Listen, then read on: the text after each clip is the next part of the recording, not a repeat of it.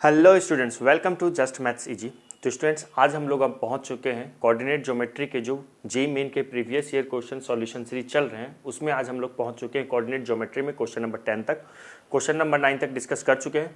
तो स्टूडेंट, ये जो सवाल है ये हमारा आया हुआ था AIEEE 2004 में, जो कि अब हम जिसको जेईई मेन के नाम से जानते हैं। ठीक है, यहाँ पे AIEEE के का मतलब हुआ all India engineering entrance examination 2013 से इसी एग्जाम को क्या कहने लगे हैं, जेईई मेन कहने लगे हैं। ठीक है, तो स्टूडेंट ये जो सवाल है ना, कुछ ऐसा ही सवाल ना 2019 जेईई मेन में आया हुआ था, जो कि मैं आपको क्वेश्चन नंबर 7 में करवा चुका हूं। ठीक है, वो सवाल क्या था मैं पहले आपको बता देता हूं। वो सवाल क्या था, उसमें क्या था ना, ऐसा ही कुछ था। ठीक है, एक ट्रायंगल दिया हुआ था।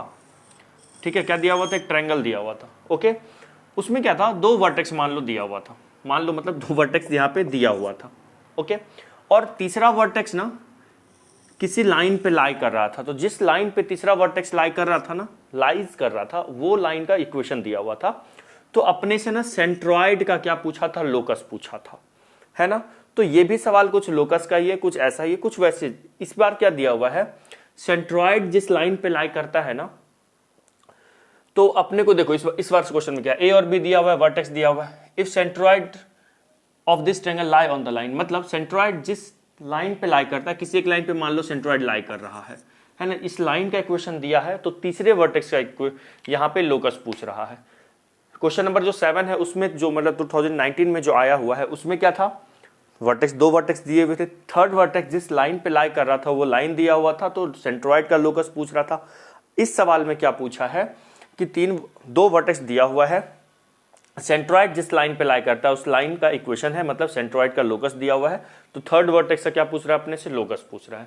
आ रही है बात समझ में? तो यही अपने इस सवाल में यही है। तो देखो, इसीलिए कहा जाता है कि प्रीवियस ईयर के क्वेश्चन लगाने ही चाहिए, है ना। प्रीवियस ईयर के क्वेश्चन आप 2 से 3 बार अगर लगा दो अपने पूरे ओवरऑल प्रिपरेशन में, ठीक है, एक मिनट, ठीक है, ओवरऑल प्रिपरेशन में आप अप्लाई कर दो तो क्या होगा, आप आता है सेम, मतलब प्रीवियस ईयर के जो हम लोग क्वेश्चन करते हैं ना, उस वैसे ही सवाल आते हैं, थोड़ा सा उसका स्टेटमेंट चेंज कर देता है। ठीक है, जैसे 25 सवाल मैथ्स में आते हैं तो 3 से 4 सवाल आपको प्रीवियस ईयर के जितने भी सवाल हैं ना वैसे ही दिख जाएंगे। ठीक है, इसीलिए मैं प्रीवियस ईयर के सवाल करवा रहा हूं। और स्टूडेंट्स, जैसा कि आपको पता है हम लोग एक वीडियो में एक ही क्वेश्चन कर रहे हैं। ओके, तो देखिए इस क्वेश्चन को कैसे करेंगे, है ना। तो देखिए इस सवाल को आप पहले लिख लीजिए, और आपको लगता है हो पाएगा तो वीडियो को पॉज करिए। तो पहले तो देखो कैसे करेंगे सवाल को, सिंपल है। एक ट्रायंगल दिया हुआ है तो ले लो, ट्रायंगल ले लो, है ना। क्या दिया हुआ है, ट्रायंगल। ठीक है, इसके दो वर्टेक्स है, ए बी से एक ट्रायंगल ए दिया हुआ है, मान लो ये ए है और उसका कोऑर्डिनेट क्या है 2, -3 है। एक वर्टेक्स दिया हुआ है बी, उसका कोऑर्डिनेट क्या है -2, 1 है। आई बात समझ में? उसके बाद दिया हुआ the centroid of this triangle moves on the line. अब देखो सेंट्रॉइड यहाँ पे कहीं होगा, है ना। सेंट्रॉइड को मान लो जी, ठीक है, क्या मान लेते हैं जी। सेंट्रॉइड को हम लोग क्या जी से डिनोट करते हैं। तो सेंट्रॉइड जिस लाइन पे लाई कर रहा है उस लाइन को बना देते हैं ना। सेंट्रॉइड जिस लाइन पे लाई कर रहा है उसका इक्वेशन दिया है, मतलब सेंट्रॉइड का लोकस दिया है। इस लाइन का इक्वेशन दिया हुआ है 2x + 3y = 1। आई बात समझ में? अब सुनो, अब यहाँ पे जो तीसरा वर्टेक्स सी है ना, इसी का मुझे लोकस पूछ रहा है। ठीक है, तो इसको कुछ मान लो। चलो इसको मैं मान लेता हूँ h, के मान लेता हूं। ओके, इसको मैंने क्या किया, h, के मान लिया। अब इसी h, के में एक इक्वेशन ले आओ, वही होगा c का लोकस। अब देखो कैसे करेंगे।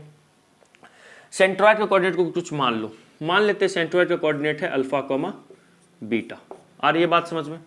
अब अगर सेंट्रॉइड का कोऑर्डिनेट है तो जैसे मैंने आपको पहले भी बता चुका है वीडियो नंबर 7 में कि सेंट्रॉइड का कोऑर्डिनेट कैसे निकालते हैं। लास्ट वीडियो में भी मैंने सेंट्रॉइड आपको बताया है ना। क्वेश्चन नंबर जब हम लोग 9 कर रहे थे तो सेंट्रॉइड कैसे निकालते हैं, तीनों वर्टेक्स के सेंट्रॉइड का एक्स कोऑर्डिनेट क्या होता है, तीनों वर्टेक्स के एक्स कोऑर्डिनेट को जोड़कर 3 से डिवाइड करते हैं। ठीक है, तो यहां से अगर मैं पूछूं आपसे कि अल्फा क्या होगा, जो अल्फा होगा सेंट्रॉइड का एक्स कोऑर्डिनेट जो होगा वो क्या होगा, तीनों वर्टेक्स के एक्स कोऑर्डिनेट को ऐड कर दो, 2 + -2 + h और अपॉन क्या हो जाएगा 3। तो यहां से हो जाएगा ये 2 - 2 + h अपॉन 3, ये 2 कैंसिल हो गया। तो h की वैल्यू यहां से क्या आ गई, 3 अल्फा आ गई। h की वैल्यू क्या आ गई, 3 अल्फा आ गई। आई बात समझ में? सिमिलरली अगर मैं आपसे पूछूं कि बीटा क्या होगा, तो देखो जो बीटा होगा, बीटा क्या है, y कोऑर्डिनेट है, तो y कोऑर्डिनेट क्या होगा -3 + 1 + k अपॉन 3, है ना। बीटा सेंट्रॉइड का वाई कोऑर्डिनेट कैसे निकालते हैं, तीनों वर्टेक्स के वाई कोऑर्डिनेट को जोड़ के 3 से डिवाइड कर देते हैं ना। तो यहां से अगर मैं आपसे पूछूं, अच्छा चलो यहां से बता, तो अल्फा क्या होगा, अल्फा का वैल्यू 3 है, लेकिन अल्फा का वैल्यू अगर पूछूंगा तो क्या होगा, देखो h इक्वल टू 3 अल्फा, तो अल्फा इक्वल टू क्या हो जाएगा, h/3। आई बात समझ में, अल्फा इक्वल टू क्या हो गया, h/3। सिमिलरली यहां देखते हैं, यहां पे देखिए बीटा इक्वल टू क्या होगा, -3 + 1 क्या हो गया, -2 + k/3। तो यहां से 3 इधर ले आओ तो ये क्या हो गया, 3 बीटा इक्वल टू -2 + k। ठीक है, तो जो k की वैल्यू होगी, अगर मैं आपसे पूछूं, चलो बीटा की वैल्यू पूछता हूं, ठीक है, जैसे यहाँ पे अल्फा निकाला, बीटा की वैल्यू पूछता हूं, तो बीटा की वैल्यू क्या हो जाएगा, -2 + k/3। बोलिए ये क्या हो गया, बीटा हो गया, और ये अल्फा हो गया, ये हो गया बीटा। अब अल्फा बीटा फाइंड हो चुका है, अब हम क्या करेंगे, अपने को निकालना क्या है, लोकस ही निकालना है ना, मतलब h और k में की इक्वेशन है। अब सुनो, अल्फा बीटा इस लाइन पे लाई कर रहा है, बिल्कुल कर रहा है, ये सेंट्रॉइड का लोकस है ना, और ये लोकस क्या है कि स्ट्रेट लाइन, उसका इक्वेशन है।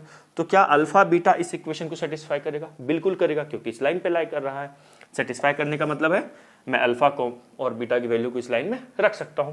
तो अल्फा की वैल्यू क्या है, देखिए अल्फा क्या है, एक्स कोऑर्डिनेट है, तो यहां पे कितना हो जाएगा बताइए,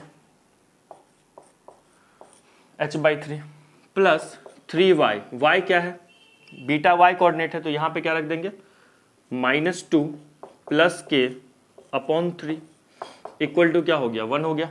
आई बात समझ में, यहां से कुछ कैंसिल हो रहा है, ये 3 से 3 कैंसिल हो जाएगा, तो ये हो जाएगा 2h/3 एंड देन व्हाट, ये हो जाएगा, यहां से आप ब्रैकेट ओपन करो तो minus plus k -2 equal to 1। LCM ले लो, एलसीएम कितना होगा, एलसीएम 3, तो ये हो गया 2h + 3k -6 इक्वल टू 1, है ना, क्या हो गया 2h 3k -6 इक्वल टू 1। आ रही है बात समझ में। अब देखो यहां से 3 को इधर लाओ, तो ये कितना हो गया 2h + 3k, है ना, -6, और इस 3 को हम इधर लाएंगे तो क्या होगा, इससे मल्टीप्लाई होगा, 3 × 1 3। क्लियर हो रहा है। अब बताओ क्या करेंगे, देखो इस h को साइड ले जाओ, इस h को नहीं 6 को, ये -6 है ना, उधर जाएगा तो क्या होगा, ये हो गया 2h + 3k, और ये 6 इधर गया तो 9। बोलिए आ गया, तो h और k में एक इक्वेशन आ गया क्या। अब इसी h को रिप्लेस कर दो x से, और y को k को रिप्लेस कर दो y से। x की जगह पे, h की जगह पे मैं x रखूंगा, k की जगह पे क्या रखूंगा, y रखूंगा। तो जरा रखो, तो यहाँ से x की जगह पे h रखो, तो ये हो गया 2x + 3y इक्वल टू क्या, 9। आई बात समझ में। देखो ऑप्शन में है, देखिए ऑप्शन में है क्या, ऐसा ढूंढो ऑप्शन में, ऑप्शन ए तो रॉन्ग है, बी भी रॉन्ग है, कुछ मुझे सी जैसा दिख रहा है, हाँ सी जैसा, C for Chandigarh is the correct answer, और D for Delhi is the wrong answer. C for Chandigarh is the correct answer. तो आई बात समझ में। तो देखिए लोकस पे बेस्ड 2004 में भी आया था, कुछ वैसा ही सवाल 2019 में भी आया हुआ है। अभी देखो आगे करेंगे तो ऐसे सवाल इसी कंसेप्ट पे बेस्ड और भी सवाल मिलने वाले हैं। ठीक है, तो क्वेश्चन नंबर 10 तक डिस्कस कर लिए। नेक्स्ट क्लास में स्टार्ट करने वाले हैं क्वेश्चन नंबर 11। ओके, तो आप कोऑर्डिनेट ज्योमेट्री रिवाइज करते रहिए। मिलते हैं नेक्स्ट क्लास में क्वेश्चन नंबर 11 के साथ। Okay bye, have a nice day, जय हिंद।